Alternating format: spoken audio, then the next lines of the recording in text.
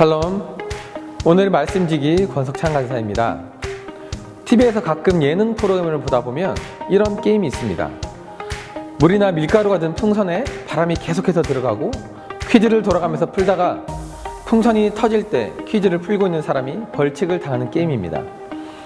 게임이 진행될수록 풍선에 바람이 계속해서 들어갈수록 긴장감은 더욱 커지게 됩니다.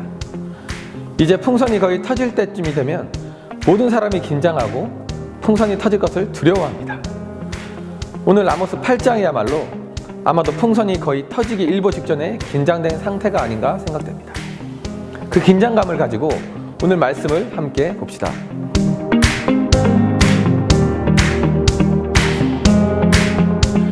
본문은 5개의 환상 중에 4번째에 해당되는 여름 과일 환상입니다.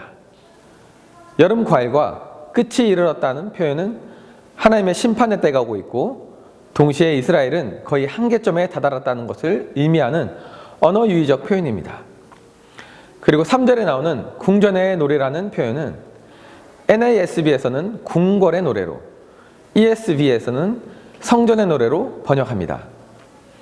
이것은 아모스가 궁궐에서 한가롭게 백성들의 고통을 모른 채 노래하는 지주자들, 그리고 정의와 공의를 무시한 채 제사 행위를 성대하게 행하는 것에만 관심을 둔 종교 지주자들을 고발할 것을 암시합니다. 4절에서 6절은 그 구체적인 고발의 내용들이 등장합니다. 한마디로 사람들은 상도덕이 없습니다. 공의를 행하는 것처럼 보이나 실상은 속여서 이득을 취하는 자들이 너무나 많습니다. 지도자들은 이미 뇌물을 받아 그런 행위들을 눈감아줍니다. 그들은 뭐니 해도 머니가 제일이라고 믿는 물질 만능주의를 믿고 있습니다. 더 안타까운 것은 성도들의 모습 또한 그렇다는 것입니다. 그들은 예배를 드리면서도 얼른 끝나고 경제활동을 해서 돈을 벌기를 기대하고 있습니다. 그런 생각을 가지고 있는 자들이 얼마나 진심으로 예배를 드렸을지는 딱 봐도 뻔한 것입니다. 그들에게 주어진 절기들, 본문에서는 월삭과 안식일은 그들이 돈을 벌 수 없게 만드는 방해물이 될 뿐이고 어쩔 수 없이 지켜야 하는 종교적인 행위일 뿐입니다. 그들은 신앙적인 열심을 보이면서도 이윤을 추구하려는 이중성을 가지고 살아가고 있습니다. 마치 오늘 살아가는 우리의 모습과도 비슷합니다. 하나님을 향한 열심으로 신앙생활을 하면서 동시에 하나님께서 주시는 축복을 바라는 기복신앙이 이와 비슷한 것은 아닌가 생각됩니다. 얼마 전 CCC에서 간사님들과 순장님들을 대상으로 설문조사를 실시했습니다.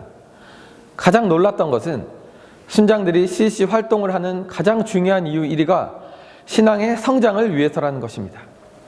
물론 이 대답을 한 것을 비난하고자 하면 절대로 아닙니다. 그것도 중요한 이유일 수 있습니다. 그러나 CCC가 존재하는 궁극적인 이유는 신앙의 성장이 아닙니다. CCC는 잃어버린 한 영혼을 위해서 기도하고 전도하고 육성하여 그리스도의 제자로 파송하고 그들을 통해서 세상을 변화시키는 영적 운동을 일으키는 공동체입니다. 이것을 위해 우리의 믿음을 들여 한 걸음 한 걸음 가다 보면 우리의 신앙이 성장하는 것은 자연스러운 결과일 것입니다. 이제 아모스는 정말 중요한 이야기를 합니다. 이스라엘이 맞이할 재앙 중에서 가장 비극적인 것은 무엇인지를 말합니다. 그것은 바로 하나님의 말씀의 기근, 즉 영적 기근입니다. 사실 이스라엘은 목마른 사슴이 시냇물 찾기에 갈급한 같이 하나님의 말씀을 사모하고 찾지 않았습니다. 하나님의 말씀은 진리입니다. 진리는 사람들이 동의하든 하지 않든 상관없이 진리입니다.